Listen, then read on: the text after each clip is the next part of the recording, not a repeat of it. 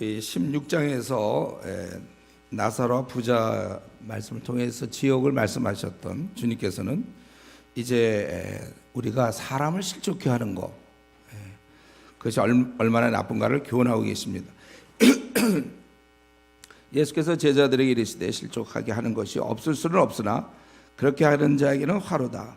그가 이 작은 자 중에 하나를 실족하게 할진대 차라리 연자 맷돌이 금옥에 매여 바다에 던져지는 것이 나으니라. 다른 사람을 지옥을 보내는 것보다는 차라리 본인이 죽는 게 낫다, 그것이죠. 그래서 우리가 내 말과 행동 때문에 내 주위 사람이 실족하게 돼서 신앙을 버리고 그래서 타는 불못에 던져진다고 생각할 때 우리가 이런 면에서 내가 제대로 살아야 되는 거죠. 교회를 다닌다 하면서도 이런 구두쇠가 돼서, 아니면 또 어려운 친척 등록금을 한번 안 대주고 도와주지 않고, 또는 이제 흔한 게 이제 교회 직분자라고 하는데, 목사, 장로, 뭐 집사라고 하는데 돈을 떼어먹는다든가, 이거 확실한 방법이죠. 완전히 실족하게 된 사람들, 그런 사람 많이 봤어요. 제가 전도하다 보면 교회 안 다닌다. 왜 그러냐? 교회에 누가 있었는데 뭐 이랬다. 아니면 이제 어려운 교회인데 목사가 외제차 타고 다닌다든가 사차고 다닌다든가 교회 안 다니죠.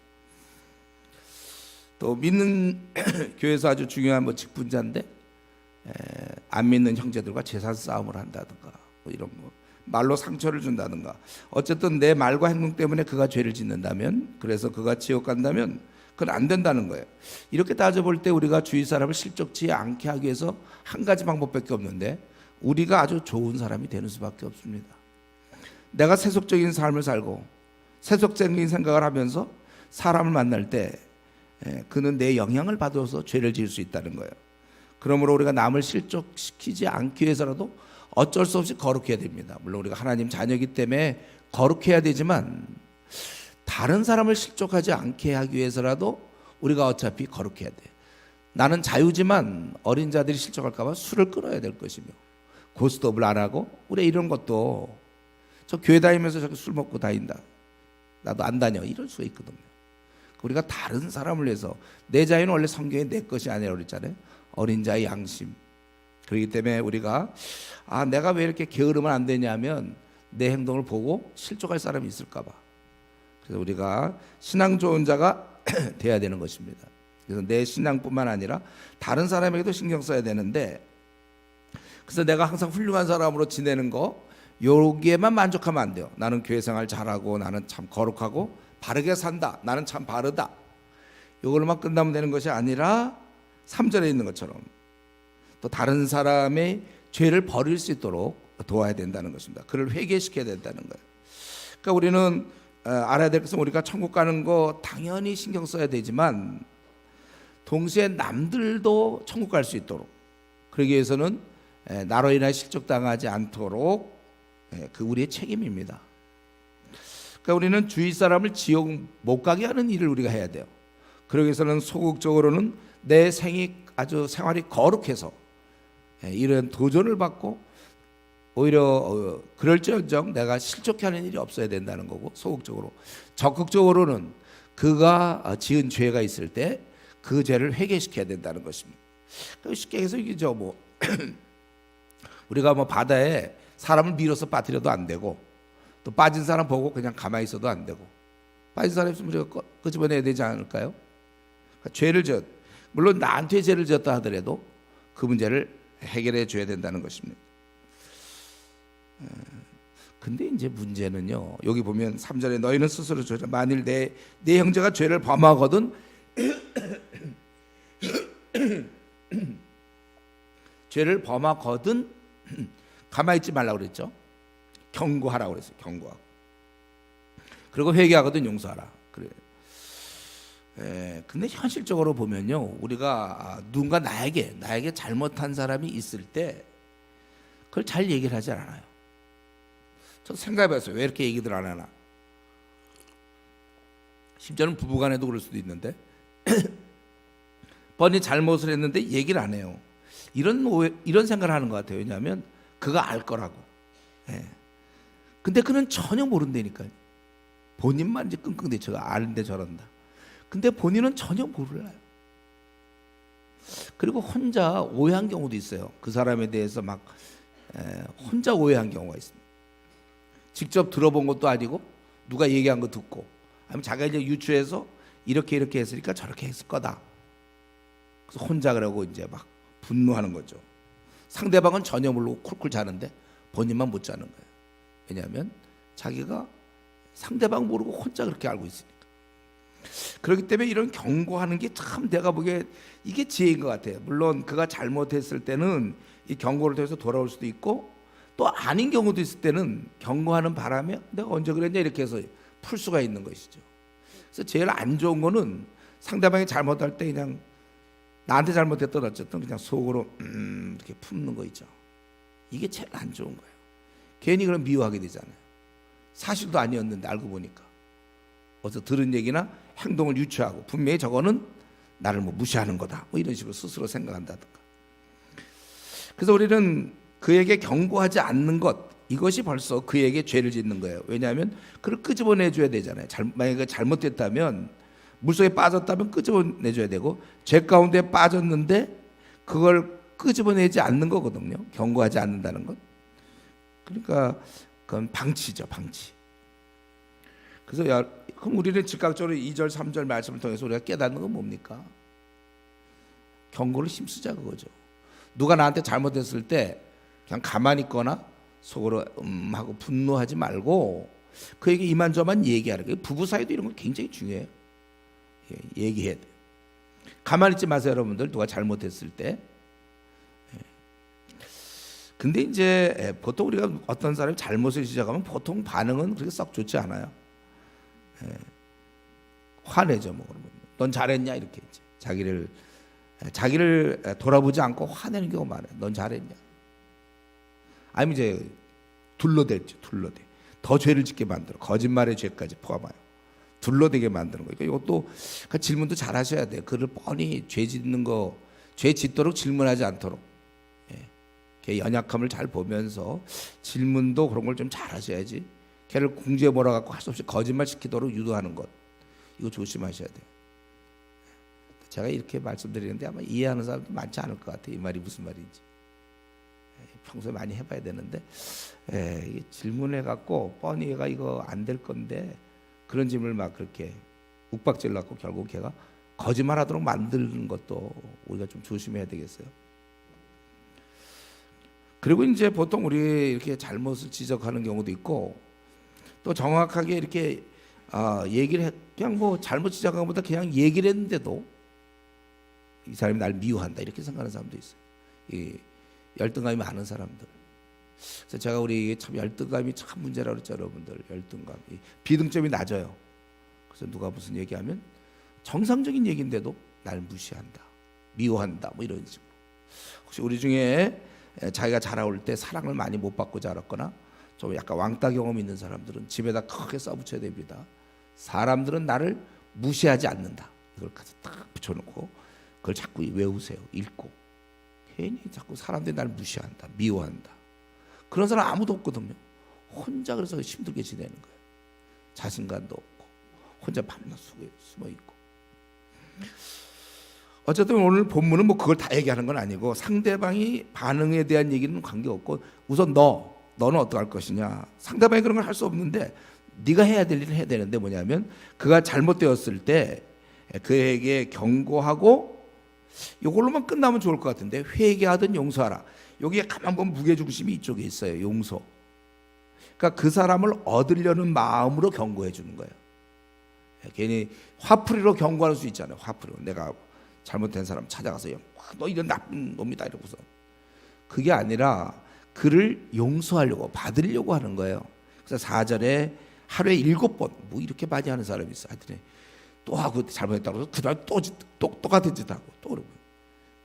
그렇다 할지라도 그 정도로 끝이 없는 거죠. 배은망덕한 사람들 있잖아요. 잘못한 사람. 한번 용서했는데 또 그래. 그래도 하라는 거예요.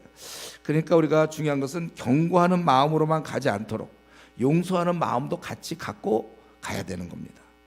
그러니까 지금 가만 보면요, 우리 지금 현재 우리 모습은 경고를 안 해서도 문제고, 또 하긴 하는데 용서할 마음을 갖고 하질 않고 그냥 미운 마음으로 경고하는 수가 있다는 거예요. 이게 문제입니다. 우리는 용서를 결국 더 높은 게 용서에, 그 사람을 용서, 잘못을 지적하는 이유가 용서 때문에. 부부간에 뭐 어떻게 싸움할 때 어떻습니까, 여러분? 용서하려고 싸우는 사람이 있어요. 용서하려고 지적하고, 그게 아니라 그냥 비워서 지적하지. 당신이 이렇게. 성도들끼리도 목사에 대해서 서로 간에 미운 마음으로, 그게 아니라 그를 세워주려고. 그렇기 때문에 이런 자에게도 뭐 7번이라도 이런 사람을 만나야 돼. 그래도 용서하라. 주님의 사랑을 보여줘야 되며, 주님의 사랑은 포기가 없는 거예요. 한계가 정해져 있지 않습니다. 더 이상 참을 수 없다, 이젠 끝장이다, 이런 말이 없다는 것입니다. 그가 용서를 구한다면 그냥 미워 죽겠더라도 용서를 구한다면 그걸 받으라는 얘기입니다. 그런 쪽으로 나가라는 거예요. 성경은 할 수 있거든, 내 쪽에서 평화하라, 그거잖아요. 아무튼 그에 비해서 잘못했다고 회개한다는 말이 나오는 한에서는 우리는 거절할 권리가 없는 거죠. 그가 어떻게 하든지 가까이 올 때 막을 이유가 없는 겁니다. 이런 면에서 여러분, 우리 주님의 말씀 오늘 이 아침에 생각하면서 혹시 내가 오랫동안 용서 안 하고 있는 자 없는지 한번 확인해 보세요. 물론 그가 잘못했어요. 그러나 그가 어떻게 나에게 그러한 제스처를 쳤고 풀어보려고 하고 그러는데 내가 혹시 용서를 안 하고 있는 경우 없는가? 또 어떤 경우는 진짜 내가 용서를 안 하는데 알고 보니까 그 사람이 잘못한 것도 없어. 자기가 그 사람이 잘못했다고 생각하는 경우도 있습니다. 그거 확인해 보셨나요? 여러분 지금 미워하는 사람들, A라는 사람 떠올리고 있죠? 한번 떠올려 보세요. 지금 미워하는 사람 떠올려 보세요. 너무 많아요? 떠올리는 그 사람이 혹시 말이죠, 진짜 잘못한 건 맞아요? 그 팩트 체크해 봤습니까? 직접 그 사람한테 얘기 들은 거예요? 그 사람이 그렇게 했어요? 만약 우리가 그렇게 하지 못했다면 그거는 괜히 형제를 미워하는 거니까 주님 앞에 죄 짓는 거죠. 주님이 위하여 죽은 형제를, 그 자매를 내가 미워한다는 건 죄를 짓는 것입니다. 그리고 이 고쳐줄 마음도 없으면서 책망하는 거, 그것도 안 되는 것이죠.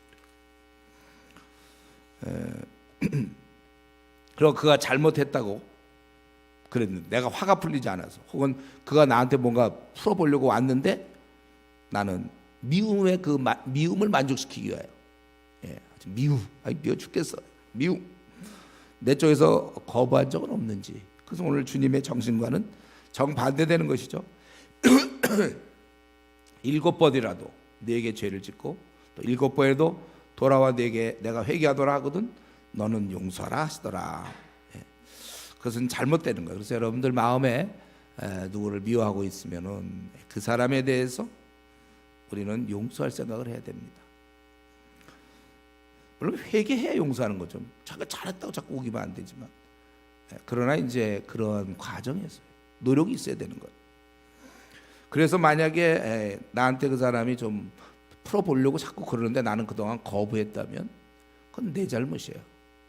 또 그가 어떤 잘못을 했다고 그렇게 했는데도 그때 거부해놓고 계속 그렇게 지낸다면은, 그러면 오늘이라도 여러분 전화를 해야 합니다. 만나야 돼요. 마땅히 용서해야 돼. 되도록이면 용서한 뭐 하든 건수를 잡아서 어떻게 하든지 용서를 해야 되는 것입니다. 우리는 감정대로 사는 자가 아니에요. 아무리 못된 사람이라 할지라도 용서해야 된다는 거예요. 그래서 이거 용서하는 방법이 뭡니까? 여러분 지금 당장 할 수 있는 건 기도할 때 용서하겠습니다라고 얘기하세요. 주님께. 막 10년 동안 원수가 있습니까? 그때 그가 좀 어떻게 해보려고 하는데 그때 딱 뭐 의절을 했든지 아니면 탁 해보려고 10년 동안 미워합니까? 오늘 내가 그를 용서하겠다고 하면 이제 그때부터 사실은 이게 이제 조금씩 풀려나가는 거예요. 이게 실마리가 이제 풀리기 시작하는 것이죠. 이게 처음입니다. 이 말씀하시고 그 다음에 사도들이 주께 여쭤하되 우리에게 믿음을 더하소서 하니 주께서 이르시되 너에게 겨자씨 하늘 만한 믿음이 있었더라면 이 뽕나무더러 뿌리가 뽑혀 바다에 심기어라 하였을 것이요 그것이 너에게 순종하였으리라. 왜 갑자기 그 죄 용서 얘기하다가 또 믿음 얘기가 나오는가? 아마 이 누가는 어떤 의도가 있을 것 같은데 좀 쉽지 않은 것 같아요. 왜 이 말씀이 있고 그렇게 전혀 다른 말씀 같지는 않거든요. 그래서 제가 좀 생각해 봤는데 아마 이거는 주님께서 그렇게 막 용서하라 막 이러는 걸 보면서 자기들의 믿음으로는 안 될 것이라고 좀 생각한 것 같아요, 제자들이. 그래서 믿음을 더 달라고, 내가 지금 이 믿음 갖고 안 되니까 더 달라, 뭐 좀 이런 분위기 같습니다. 근데 예수님께서는 너에게 지금 더 큰 믿음이 중요한 것이 아니라 너희가 갖고 있는 믿음이 진정한 것. 그래서 그걸 뭐라 하냐면 겨자씨 하나만큼. 그러면 겨자씨를 본 적이 있나요? 겨자씨가 요만하다 그랬잖아요. 제가 보고 놀랐어요. 양치가 뭐 요만해. 그만한 믿음, 요만한 믿음만 있어도 뽕나무더러 뿌리가 뽑혀 바다에 심겨라. 이 믿음이라는 것은 그런 거예요. 그러니까 우리에게 있어서 어떤 큰 믿음, 작은 믿음이 아니라 진정한 믿음. 여러분이 이제 믿은 지 얼마 안 되는 거고 또 오래되고 점점 믿음의 차이는 다 있을 거 아닙니까? 그렇죠?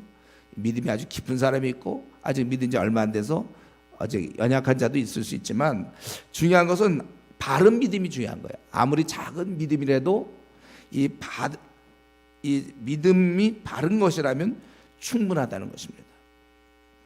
그래서 그 믿음은 실제 불가능한 것도 가능하게 할 수 있다는 거예요. 그러니까 이런 거는 우리가 불을 생각하면 되잖아요. 불.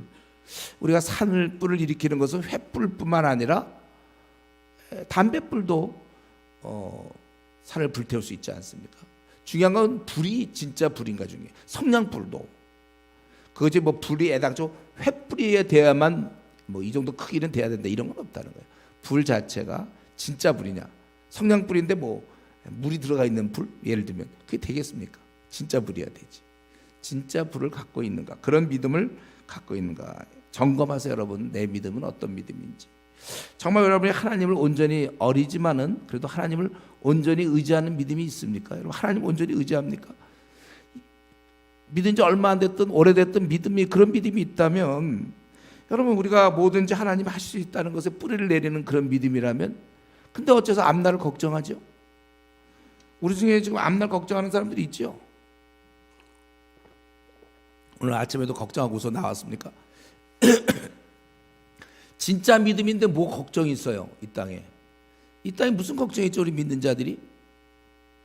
선한 목자께서 나를 이끌으시고 여호와는 나의 목자시니 내게 부족함이 없다. 다 채워져서 부족함이 없는 게 아니라 뭐 막 채워지지 않는 게 잔뜩 있을지라도 여호와는 나의 목자시니. 우리 기본적 태도가 이 땅에 무슨 염려가 있습니까? 근심이 있습니까? 그건 세상 사람들이 하는 거라고 그랬잖아요, 성경에. 세상 사람들이 구하는 것이고, 우리는 내 앞날 뭐 이런 여러 문제에 대해서 우리는 염려할 거 없습니다. 근심 없고. 목사님 그래도 염려가 되는데요. 그래서 뭐 하라고 그랬어요? 그때는요, 기도. 성경의 방법 그것밖에 없어요. 염려가 원래 하면 안 되지만 염려가 생기는 걸 어떻게, 그거를 뭐 어디서 염려를 잡아서 뭐 어떻게 할까요? 여러분들, 염려가 자꾸 생기는데. 기도. 너희 중에 염려하는 자가 있느냐? 저는 기도할 것이고. 기도하는 거예요. 우리가 기도하면 돼요. 고난당하는 자 기도할 것이고. 그래서 우리는 내 믿음, 이런 믿음 갖고 있어야 됩니다. 앞날 염려 안 하고, 뭐 결혼 문제, 무슨 뭐 직장 문제, 앞날 문제, 그냥 늘 최선만 다하세요. 안 되는 거 어떡합니까? 결혼해 보려고 하는데 잘 안 되는데, 직장 들어가려고 하는데 잘 안 되는데, 승진 좀 하려고 하는데 잘 안 되는데, 그거 어떻게 그걸요? 그냥 우리는 여기서 늘 최선하고, 그럼 나는 완전히 망하는 게 아니라, 이 생각을 하지 말라고요. 그분이 내 앞날을 인도하는데 망하는 게 어디 있습니까? 불치병에 걸렸는데 뭐 걸린 거지 뭐 어떻게 해요? 망하는 거 없어요. 어차피 우리 이 땅을 떠날 건데, 그러면 뭐 우리가 한 3,000년 정도 살아야 되나요? 나그네 길 어떤 사람 좀 일찍 죽기도 하고 좀 늦게 죽기도 하고 차이는 있는 거고, 이 땅에 도무지 염려는 없는 겁니다, 여러분.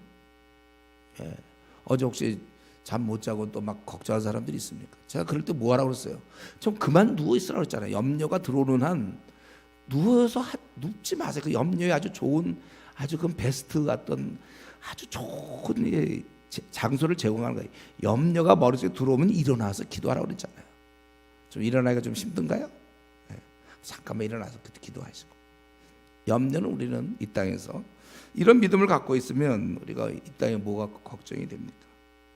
그래서 실제 이런 믿음의 역사, 초대교회 데살로니가 전서 1장에서 제가 했죠. 초대교회의 특징 중에 믿음의 역사가 있다고 그랬어요. 네, 그들은 하나님이 함께하는 증거. 우리는 이런 경험들을 해야 됩니다. 네, 우리 내 삶 속에서도 하나님의 일하심을 경험하셔야 돼요. 기도가 있으니까. 이 땅의 여러 모순과 인간들의 완악함 가운데서 내가 살아가려니까 어려움이 많은데 기도로 이겨내는 거예요. 이 땅에 뭐 지금 다 문제가 있지 않습니까? 결혼은 결혼대로 문제, 뭐 직장 문제, 또 부부간의 문제 있고 부모와 자식 간의 문제도 있을 수 있고 뭐 또 대학생들 취직 문제 뭐 많이 있어요.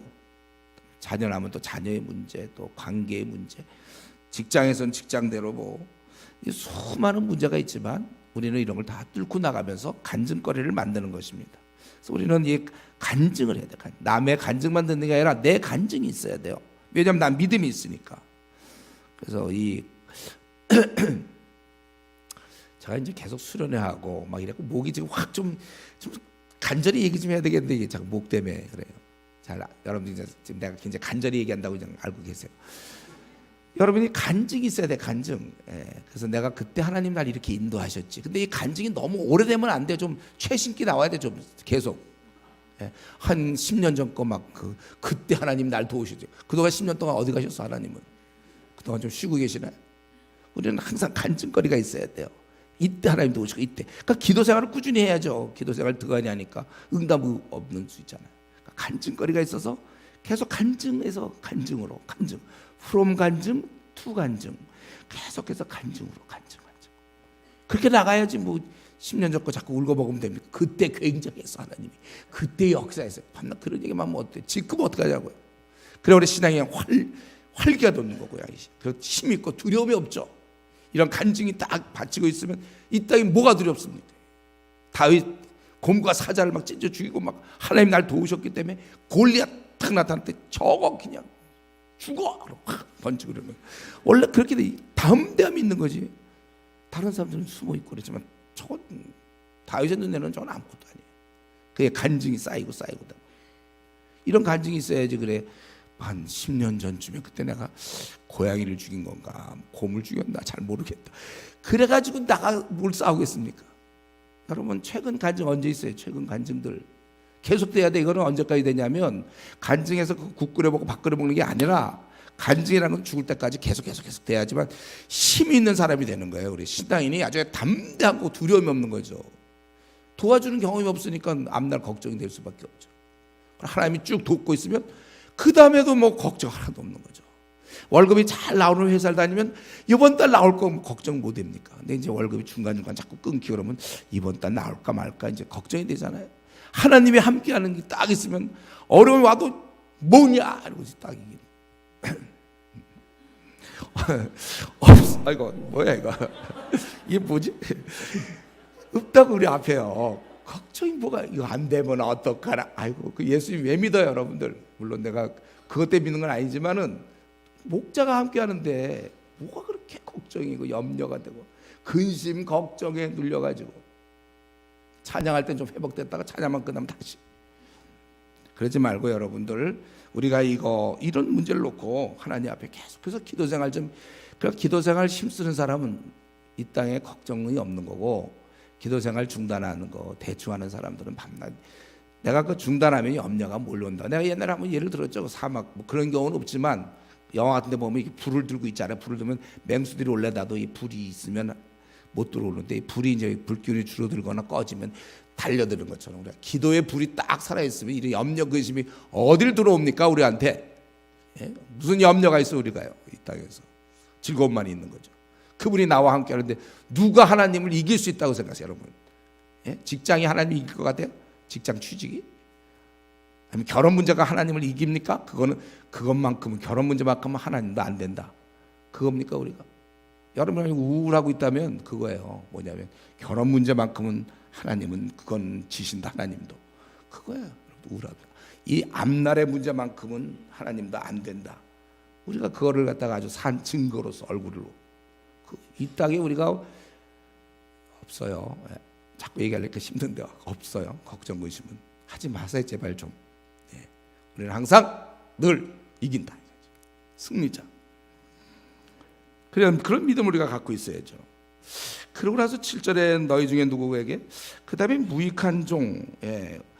제가 볼 때 7절 얘기가 그 앞과 연결된다면 믿음을 갖고 그런 역사가 이루어질 때, 그럴 때도 우리는 항상 우리의 자세는 무익한 종이다. 이걸 아마 얘기하고 싶을 것 같아요. 그래서 너희 중 누구에게 밭을 가라. 이거는 이제 상전의 주인을 얘기하는 거죠. 양을 치거나 하는 종이 있어 밭에서 돌아오면 그더러 곧 와 앉아서 먹으라 말할 자가 있느냐. 도리어 그더러 내 먹을 것을 준비하고 띠를 띠고 내가 먹고 마시는 동안에 수종 들고 너는 그 위에 먹고 마시라 하지 않겠냐. 예를 들면 뭐 영국 여왕 같은 사람이라든가 이런 사람들이 집사들이 하면 그건 뭐 자기 쪽으로 할 거 아닙니까. 명한 대로 했다고 종에게 감사하겠느냐. 당연히 할 거를 말이죠. 이와 같이 너희도, 이것은 결국 노예 제도를 우리 하나님 예수님이 지지하는 게 아니에요. 너희들이 보통 그렇게 살고 있지 않느냐. 이와 같이 너희도 명령 받은 것을 다 행한 후에 이르기를 우리는 무익한 종이라 우리가 하여야 할 것을 한 것뿐이라 할지니라. 우리는 저나 여러분 모두가 다 주님의 종으로서 우리가 이것을 항상 기억해야 됩니다. 그분이 명한 것은 다 지켜 행해야 되는 거예요. 다 행한 후에. 그리고 늘 얘기하지만 우리가 주의 일을 하면서 이런 말 하면 안 되죠. 주의 일을 하면서 뭐 동기부여가 된다 안 된다. 그럼 읊조리는 것은 종의 태도가 아니죠. 주인이 너 종에게 저희가 밥 가라 그러면은 날씨도 이렇고 그래서 제가 동기부여가 잘 안 되는데요. 그런 게 어딨냔 말이에요. 가서 소를 뭐 어떻게 해라 그러면 그냥 종은 하는 거잖아요. 이러면서 우리 해병대 이런 거 나오는 게 참 좋은데 그냥 위에서 야 해라 그러면 그냥 하는 거예요. 추운 날 물속에 들어가라 그러면 들어가야지. 제가 좀 피부 컨디션상 지금 춥기도 하고 좀 그래서 좀 동기부여가 이런 얘기가 안 되는 거. 그냥 들어가라 들어가는 거. 저와 여러분이 주님의 일하면서 그 동기부여는 이제 우리끼리 서로 뭐 할 때 뭐 하자 할 때 동기부여가 된다 안 된다 얘기지. 주님의 일하는데 무슨 동기부여가 된다 안 된다가 어디 있습니까? 주님이 하라 하면 해야 되는 것이죠. 만약에 우리가 그렇다면 그건 종의 태도가 아니고 처음 그러면 예수님 믿을 때 그럼 어떻게 믿었나를 한번 확인해 봐야 돼. 그런 사람들은 우리가 보통 회개할 때 뭐예요? 내가 주인이 되어서 내 마음대로 살았던 그거를 돌이키는 거잖아요. 우리가 주님 앞에 회개한다는 건. 그리고 내가 원래 내 생의 주인이 아닌데 그동안 그렇게 지냈던 걸 회개하고 다시 그 주인권, 그 주인 되심을 주님께 인정하는 것이지. 나는 그대로 놔놓고 예수님 날려 죽었다 구세주로만 받아들이는 게 아니라고 그랬어요. 우리가 거듭난다는 얘기는 예수님이 날려 죽으신 것을 내가 감사함으로 받아들이고 이제 그분이 나의 원래 창조주가 되시니까 이제 그분을 나는 주인으로 모신다, 그 얘기잖아요. 그래 놓고서는 뭐 동기부여가 된다 안 된다 주께서 하라는데 우리가 이거 완전히 우리는 주님만 따르고 사는 거예요. 여러분들 이게 우리의 자세죠. 여러분 만약에 아내들 말이죠, 남편에 대해서 남편 뭐 별로 돈도 많이 안 벌어오고 내 마음에 잘 안 든다 그래서 막 덤빕니까 여러분? 이전 같으면 덤벼야죠. 그럼요. 핥히기도 하고 막 싸우고 덤벼야죠. 그러나 예수 믿고 난 다음에 어떻게 돼 있어요? 남편을 머리로 두라고 그랬잖아요. 교회 보고 주님과 교회 관계인데 그러면 아내로서 마땅히 남편에게 순종을 해야죠. 우리가 주님과 지금 주님 핥히겠습니까 여러분들이? 주님께 덤벼요? 순종을 해야죠. 훌륭하지 않은 남편도 남편이기 때문에 하라 그랬고 또 남편은 어떻게 됩니까? 아내를 무시하면 되나요? 아내가 얘기한 거 뭐 듣은 척도 안 하고 자기 하고 싶은 대로 하고 아내를 위해서 결정하지 않고 자기를 위해서 결정하고 남편이 그러면 안 되잖아요. 우리가 믿기 전에 그럴 수 있어요. 내가 가장이니까 내 말을 따르라. 그럼 성경은 그게 아니라 가장 남편이 해야 될 일이 뭐라고 그랬어요? 아내를 위해서 아내를 보호하고 아내를 온전히 만들고 기쁘게 하기 위해서 자기를 죽여라 그거 아니에요. 우리 목숨을 바쳐서 아내를 기쁘게 하고 아내를 그렇게 하는 것이 우리 남편의 역할이잖아요. 이거는 내가 주님을 알기 전에는 우리는 다 자기 중심이지만 주님을 믿고 난 다음에 바뀌는 거예요. 내 마음은 그럴지라도 아내를 위해서. 근데 이 아내가 별로 성실하지도 않고 가치도 없어요. 어떤 때 막 그냥.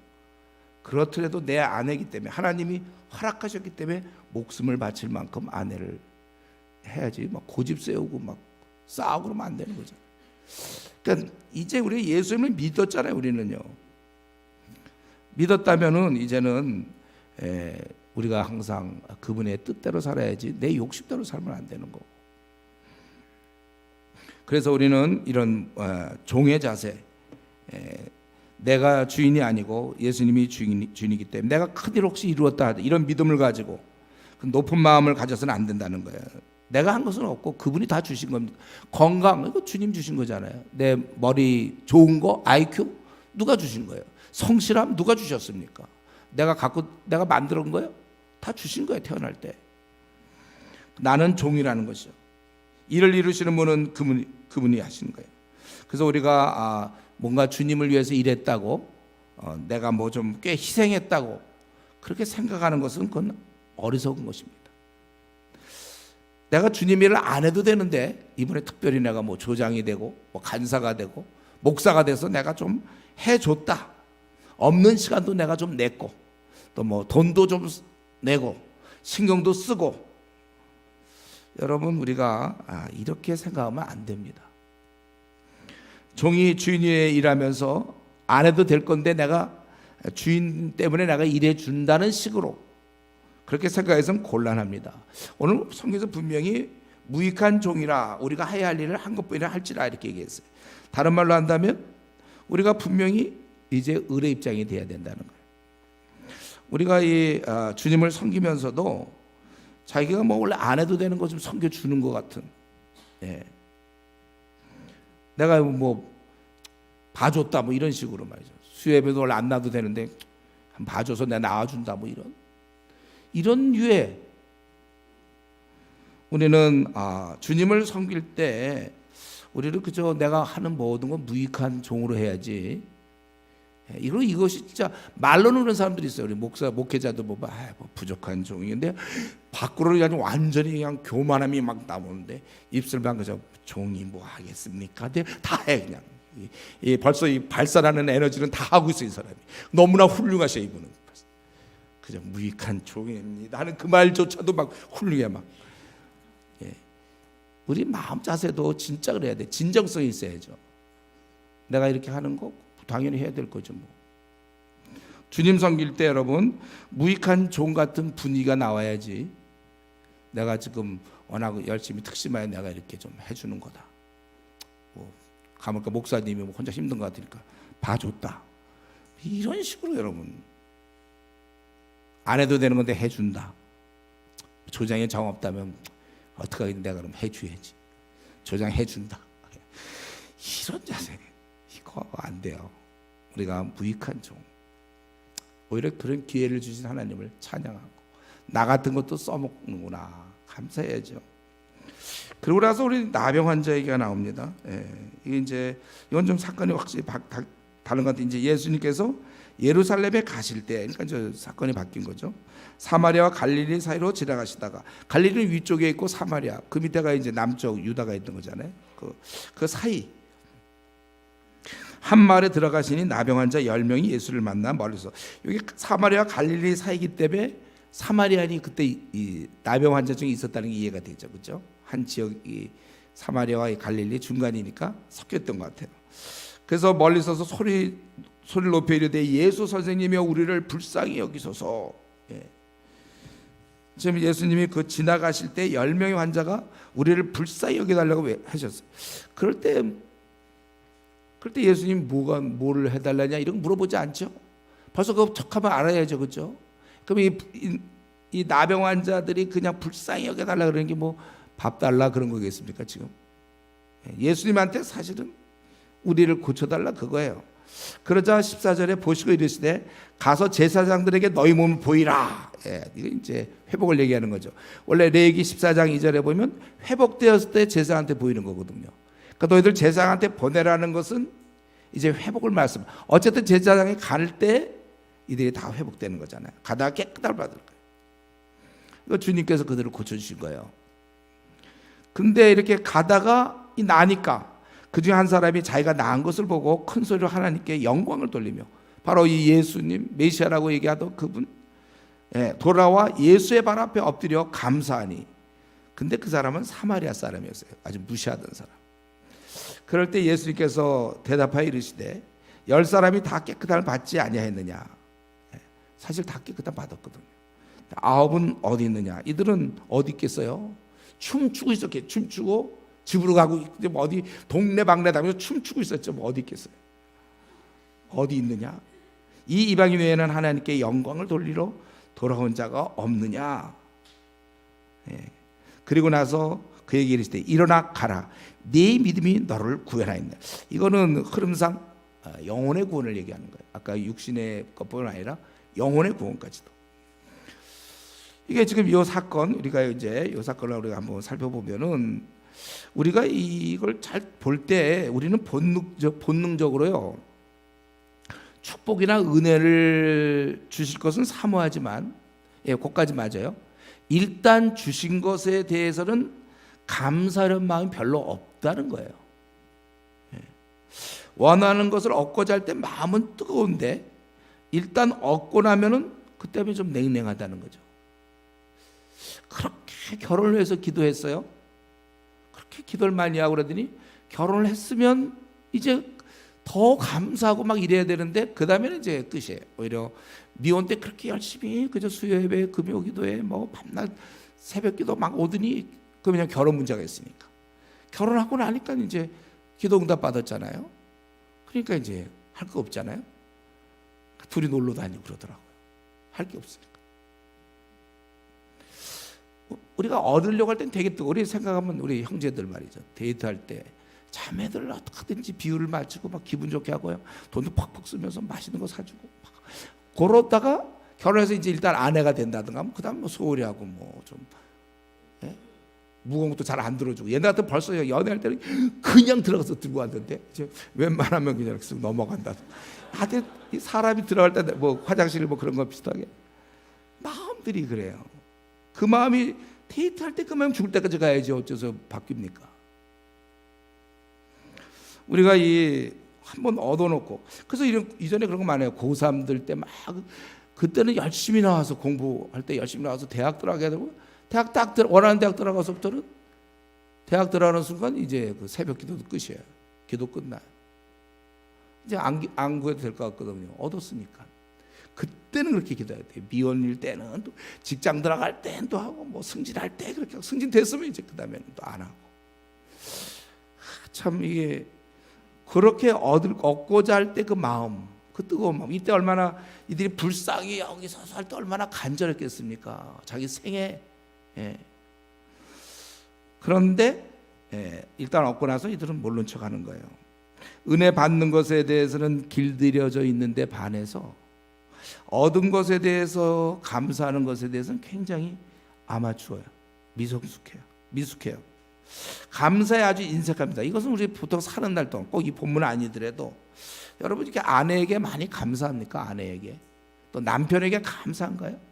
돈 못 벌어온다 그게 아니고 남편이 이렇게 밖에 수고하는데 그래 그걸 또 인정 안 하고 집에 오면 또 설거지 시키려는 또 아내들도 있어요.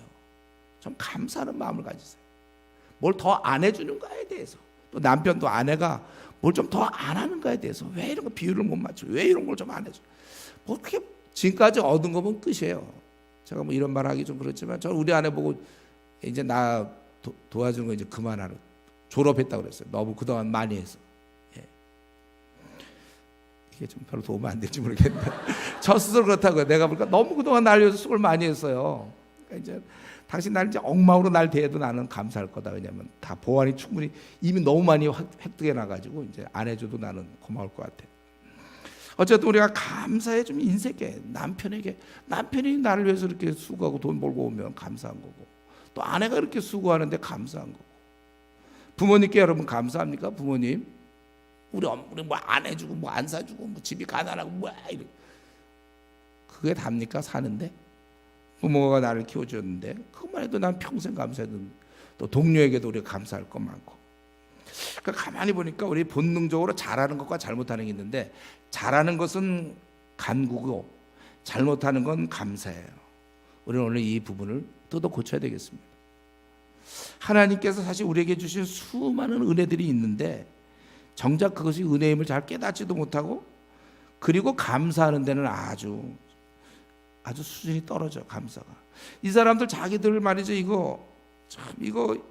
이게 얼마나 큰 은혜입니까?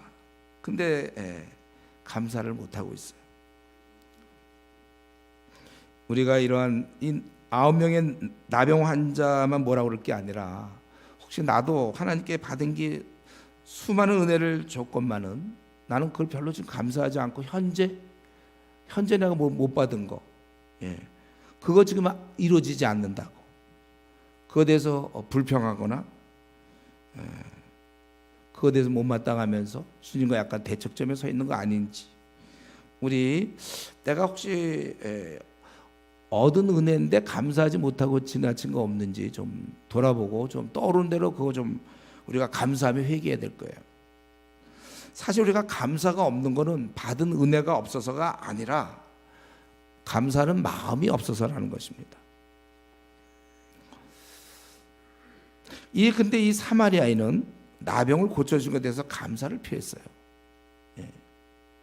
근데 여기 참 묘한 거는요, 예수님께 왔을 때 더 큰 은혜를 허락하신 거예요.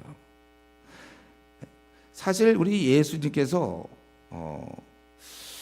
모든 걸 다 갖고 계시는 분이거든요. 우리에게 나아갈 때 더 많은 축복을 주세요. 그러니까 우리가 이렇게 살아야 돼요. 우리 삶의 이 스타일을 어떻게 해야 되냐면, 하나님 나에게 조그만 걸 줬어요. 그렇지 않으면 내가 별로 감사를 안 할 건데 작은 거라도 줬잖아요. 그거를 건수 잡아서 막 감사 기도하는 거예요. 그러다 보면 주님과 시간을 많이 보내다 보면 주께서 또 나의 기도를 통해서 또 주신단 말이에요. 그러면 이게 자꾸 단절되는 사람이 되니까 얻으면 그걸로 끝나는 사람이 있으면 그 다음 걸 얻지 못하고, 그걸 주시면 또 감사하면서 시간을 끌면서 그분과 교제를 이걸로 자꾸 하다 보면 또 다른 걸 주신단 말이죠. 계속해서 더 큰 축복을 받아야 돼요. 우리가 이렇게 살아야 되는 겁니다. 여러분 지금까지 주신 거 감사합니까? 이걸로 족하다고 생각하면 안 되고, 또 여기서 이거라도 있어서, 이전에는 간구할 제목 때문에 주님께 붙었다면 이번에는 감사할 제목으로 붙으라는 거예요. A도 하고 B도 하라는 겁니다. 그러다 보면 또 하나님이 새로운 걸 또 주세요. 은혜에 한이 없으시니까 기도 중에 정말 많은 걸 하나님 주시거든요. 그러면 또 감사하게 되고 계속 해야 되는데, 그거 하나 나 결혼해서 그거 딱 얻었다고 끝나버리면, 사실 결혼해봐서 알지만 그 다음에 받아야 될 은혜가 얼마나 많은지 모르는데, 우리 그 고3 때 열심히 기도하다가 대학 딱 들어가면 끝나는 사람도 얼마나 불쌍합니까? 명문대 들어갔다고. 그 다음부터가 더 얼마나 많은 걸 얻어야 돼요. 그게 답니까? 명문대에서 한 번만 입시로 끝나면 인세상 나머지 60년 끝난 거예요. 그 이외에도 여전히 취직 문제가 있고, 또 뭐 국회의원이 돼도 국회의원 안에서도 벌어지는 또 수많은 일들이 있을 것이고, 그저 늘 대통령이 되면 이제 다 끝난 거예요. 어릴 때 꿈 대통령 이루었다. 그 다음부터 뭐 잘못돼갖고 뭐 지지율 툭툭 떨어져갖고 뭐 감옥도 갈 수도 있는 거고, 계속 은혜가 필요한 거예요. 은혜가 계속. 성공했다고 됩니까? 나 돈 많이 벌었고 사업가 나 CEO가 됐고 나 여기 이사가 됐고, 그 다음에 또 많은 게 있다니까요. 우리는 계속 해야 돼요. 계속 여러분들 감사하시고, 그러니까 간구하다가 얻으면 그걸 빨리 스위치를 해서 감사 쪽으로 나가서 기도를 해야 되는데, 그냥 얻었다고 기도 중단하고 오히려 그 얻은 것 가지고 오히려 누리고, 그래서는 안 된다는 거예요. 그렇게 미혼 때 기도 많이 했는데 결혼하고서 기도 안 해. 기도 생활 내가 보기엔 더 필요한데, 왜냐하면 부부간에 하나 될 때 기도 많이 해 하나 되거든요. 근데 그런 거 잘 안 해서 오히려 결혼해서 오히려 괴로운 사람도 있어요. 부부싸움하고 더 힘들어. 한 가지만 더 말씀드리고 오늘 말씀 마치겠는데, 여기 지금 그 나머지 9명을 볼 때 이들은 나병에서 회복됐잖아요. 나병에서 생애 최대의 기쁨입니다. 사실 이 나병이라는 건 손과 발의 그 관절이 녹아가는 거거든요. 그래서 손가락이 떨어져요. 손가락도 떨어지고 변형이 이루어지고 떨어지고 발가락도 떨어지고, 또 얼굴은 뭉개지고. 여러분 이런 지금 얼굴 거울 한번 보세요. 걸어다가 한번 조금만 이상하게 한번 뭐 표정을 이상하게 짓거나 막 바보같이 막 이렇게 해보세요. 이 표정 조금만 해도 얼굴이 되게 달라지거든요. 안 해봐서 혹시 혼자 거울 보면서 이상하게. 근데 이거는 진짜 막 얼굴이 뭉개져 버리니까 뭉개지고 이제 회복도 안 되고 거기다가 또 이런 탈색된 반점들이 막 나타나고 완전히 저주받는 인생이거든요. 이들은 그렇게 살았는데 지금 나병이 회복됐거든요. 이건 생애 최대 기쁨이에요. 그 무엇과도 바꿀 수 없는 겁니다. 그동안의 모든 서러움, 고통, 다 처참함, 슬픔, 이젠 끝난 거야. 이들은요 이제 만세야 만세. 이들 춤춰야 돼, 노래 부르고 난리를 쳐야 돼요. 예, 그들은 이렇게 한 거죠. 이제 그런데 근데 우리가 가만히 다시 한번 살펴봅시다. 이 나병 걸린 사람들이 지금 회복돼서 생애 최대의 기쁨으로 막 그러지만 우리가 좀 더 냉정하게 바라보면 결국 일반인의 수준에 도달한 것밖에 더 있습니까? 이들이 태어나면서 누구나 누릴 수 있는 원래 손발이 정상적으로 이렇게 되고 눈도 이렇게 다 되는 거예요. 얼굴 전혀 이렇게 되는 거죠. 누구나 다 누릴 수 있는 정상적인 삶을 이들이 이제 가진 거예요. 근데 주님을 만났다면은 그 정도 갖고 안 되는 거거든. 그 이상의 은혜를 얻어야 된다는 것입니다.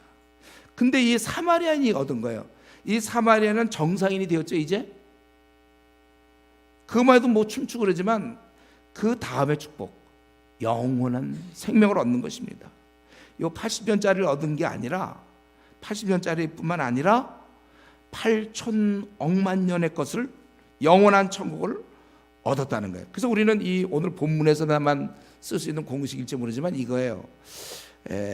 간구할 때는 정상인이 돼요.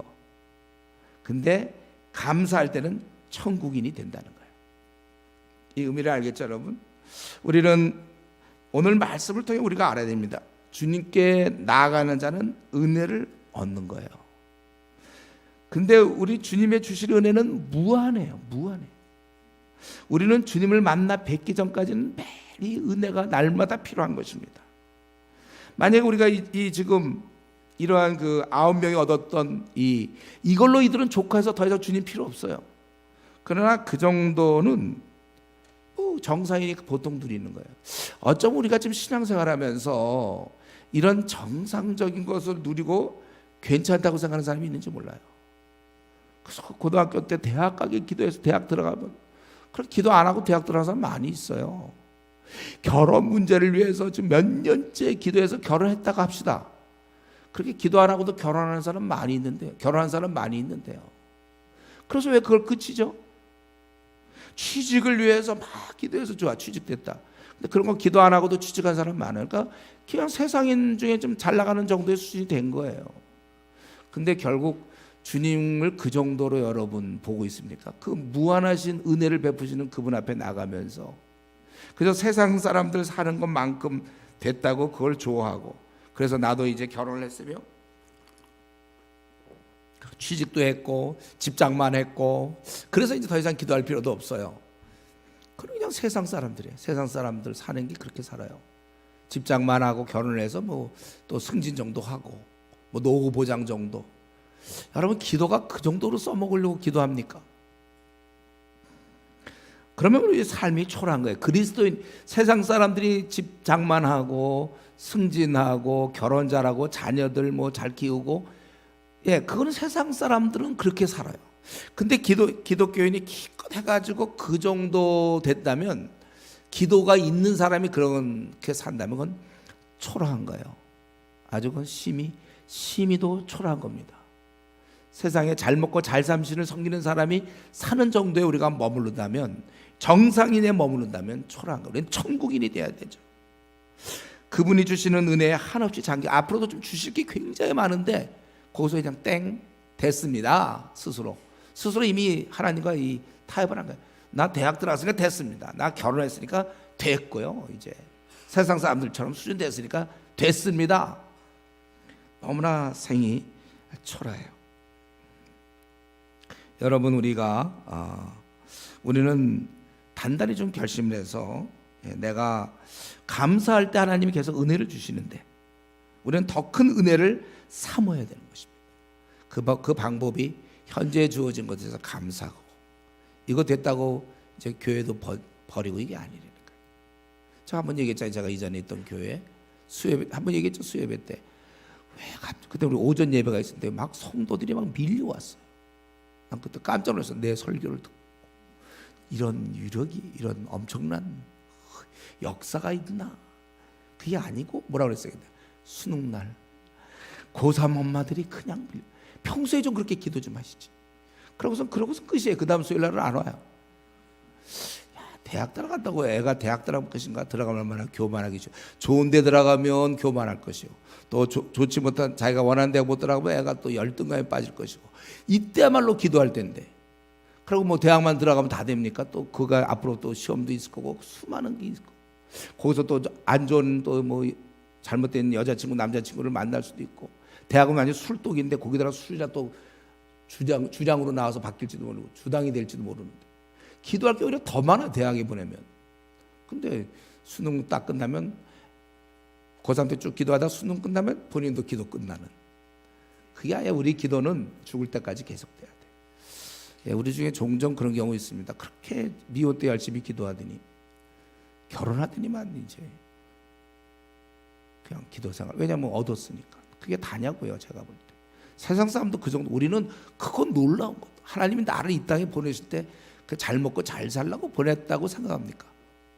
각각을 향한 하나님의 깊은 계획들이 있는데 그걸 내가 이루어야죠. 예, 그걸 다 이루어야 돼. 그런 과정에서 하나님께 한없이 기도해야 될 것이고, 그래서 우리는 평생 감사하는 자가 되어야 됩니다.